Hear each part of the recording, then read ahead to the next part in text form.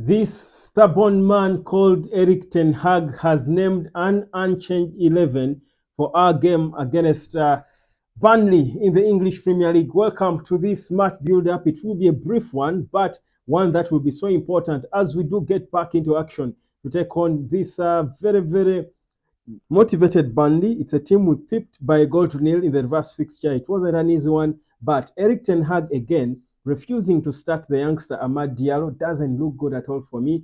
I don't understand why. Well, the starting 11 is out and it's right there. You can let me know whether you're impressed by it or not. But for me, honestly, I think he could have done better. I think he could have selected a better starting 11. It is Andrew Onana in goal, Diogo Dalot, Harry Maguire, Casemiro, and in the back line, Wan Bissaka. Central in the midfield, it's Christian Eriksen, Kobe Maino, Bruno Fernandes. Up top is Rasmus Højlund, Antony, and Garnacho. It was really a decent game, to be honest, but I honestly thought that Amad Diallo did enough to warrant a start ahead of Antony. But I think we now need to admit and accept that Erik Ten Hag is never going to give a chance to Amad Diallo to start a game of football for as long as he's boss at Manchester United. On the bench is Harry Amas, Sofian Amrabat, Altel Baindil, Diogo Dalot, Omar Foson, Jackson, Scott McTominay is back on the bench, Mason Mount, and Whitley. That is the bench of Manchester United. The visitors have come in what seems to be a 4-4-2. Muric, then Vitinho, Esev, or Steve, O'Shea, Assignon.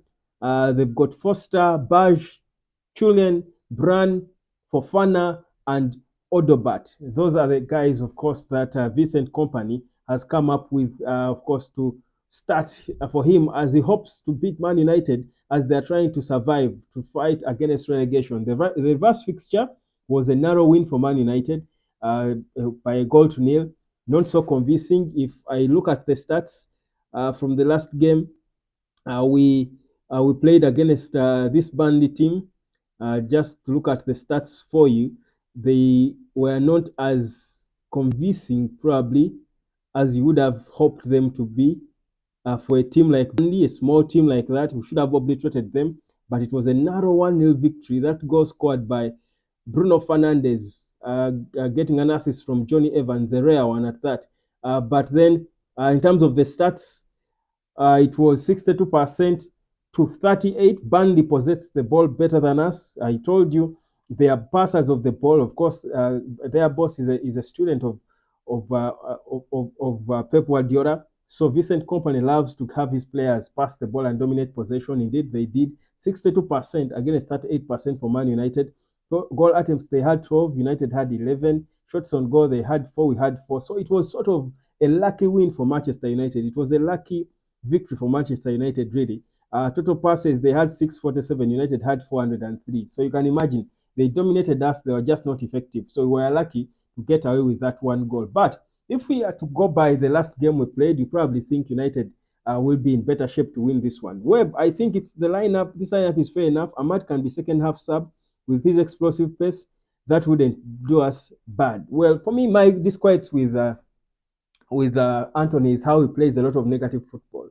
He doesn't bring anything into the game, really. He doesn't bring anything. He doesn't add anything to the game. And for a winger, you're expected to impact on our attack, do something to our attack. But he's passing more to his defenders and the central midfielders than he does, pass to players going forward. So for me, that's the disquiet I have with Antony. But anyhow, we had a decent game, really. It was a decent performance. I'm hoping that Erik Ten Hag this time does not let Christian Eriksen sit back at the base alone and suffer by himself because it was really too demanding on him. The load was too much on him. But there was a statement that Erik Ten Hag has been, I feel like he has been misquoted. He's been quoted out of context. But that said, well, it's the reality though. Whereas I wouldn't expect him to say it, but it is the reality. He's maybe a little too honest. I think he's just a little too honest, and it's not good for a team like Man United. The fans of Man United need you as the manager to be psyching them, but also you can look at it as a mind game that is trying to ease the pressure off the players and everyone, and then we come without anyone expecting United to compete for the title and shock everyone to win it. Because the reality is, if we organize our house and put it in order, we can't still, we are Man United, we can't still compete for title. If at our worst, we are in the FA Cup final and we could win it, Why then can't we think we can compete for the title if we improve with Sir Jim Ratcliffe and Ineos in place now? I think we can. But yeah, he's trending for the wrong reasons, but at least the focus now should be on the game. The starting 11, same as did, I think Casemiro has settled a bit into that central defense position. I think he's doing decently well with his experience. I'm hoping that in the middle now we have a bit of stability. There is firmness so that we don't shake a lot. Because again, with the intensity and the possession that Burnley dominate, you probably expect them to come all out again. And if we are not firm, again, it is going to be another scrappy victory because I expect Man United to win, but it could be another scrappy victory, which again will not do matters well, especially for Eric Ten Hag. So we need to see what exactly how what changes because Eric Ten Hag made it clear that he has been spending time trying to improve on how Willick goes, trying to have his team more disciplined, trying to have a little more organization in this team, and I'm hoping he does that. He does that, and for me, the first thing he needs to do is create a solid shape in the middle. If we have Kobe and Ericsson, they need to be playing as either side of each other, not one ahead of the other, either side of each other, so that the pivot is firm. That's what he needs to do. But it's probably not in his philosophy as a manager. But that said, I need to hear how you predict this game. I think for me, it will be another uh, game full of goals. I expect United to win it by maybe 3-1 still. I will still predict 3-1 like I did last night. I think that will still be my prediction. A 3-1 victory for United. Not so far-fetched a prediction. I think we can.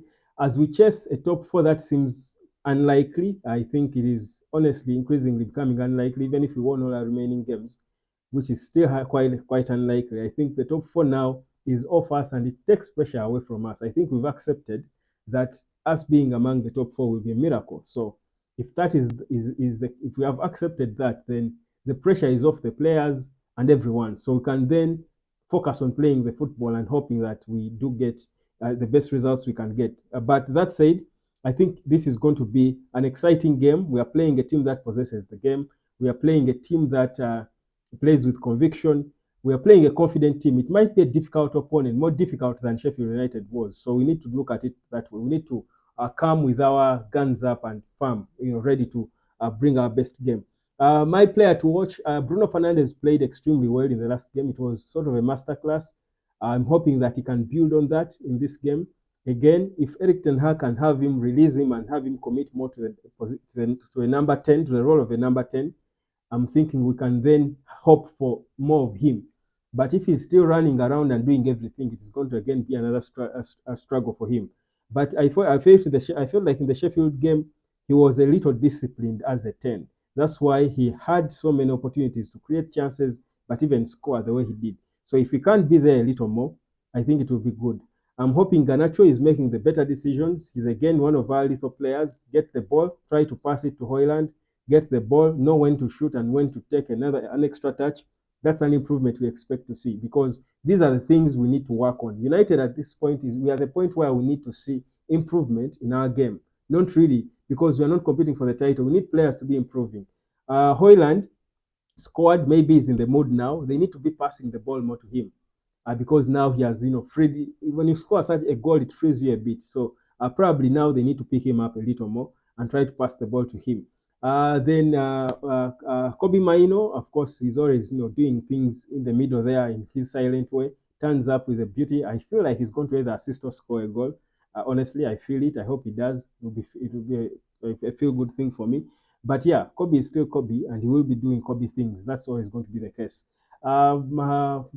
Casemiro a little slow. Diogo Dallo is now beginning to drop in his levels. I'm hoping he can step himself up a bit.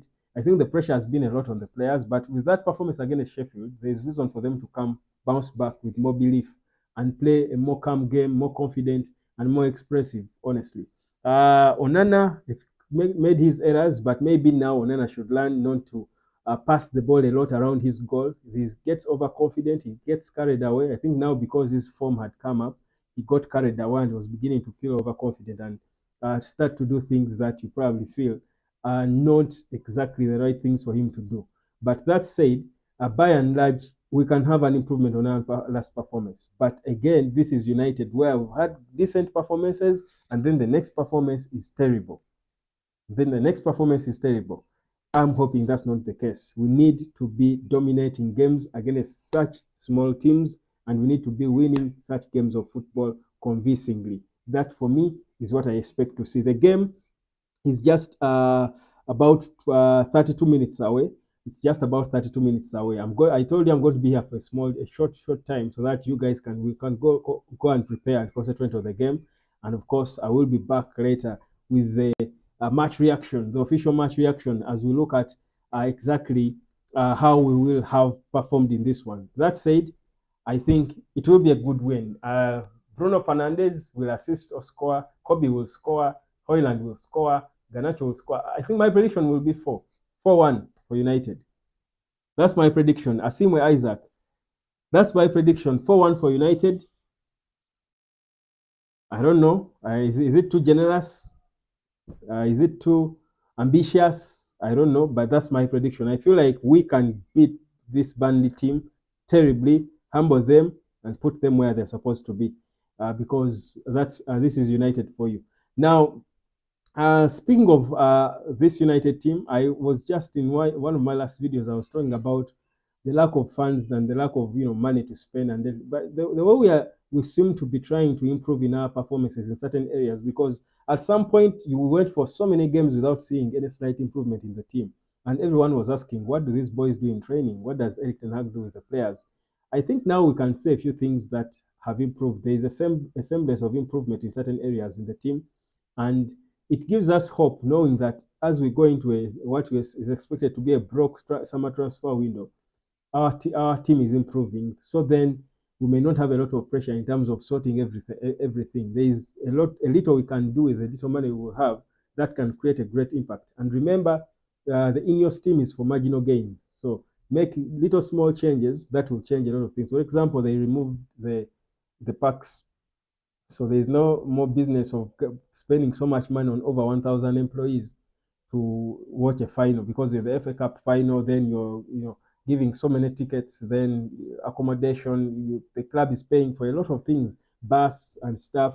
So there are those little things that the Ineos team is doing will create an impact in the long run on the team. So we will see the changes in a subtle way. So even if the money may not be there in the summer, I think there are signs that we can be a decent team when we add a few players in the transfer. And Eric Ten Hag seems to be confident that will be in place for that transfer window. He spoke in his interview saying that if we have a good summer, then we can try and compete consistently better in the next season. Well, there is hope. There is no reason for us to lose all the hope. But first things first, we are playing a Burnley team, plays a high tempo game, possessive game. They are better, more confident on the ball than us. I think we need to expect a man's game, end to end, but one that I believe we can win. We score the goals these days, we just concede so many. We almost score as much as we concede, or concede as much as we score. That Eric Ten Hag promised that he's working on. I'm hoping it's the case. But with this United, you first have to see it before you believe it. So I've said it, but I need to see it for me to believe it. My name is Webb. This is the United Hotspot. That's the lineup. Just to go take you through it one more time. Andrew Nana, Wan Bissaka, Diogo Dallo, then Casemiro, then Harry Maguire, Kobe Maino, Christian Eriksen, Bruno Fernandes, Hoyland, Antony, and Alejandro Garnacho. The same starting 11 that we had against Sheffield United. Should be a good game. Enjoy. I'll see you at the end of the game. Subscribe.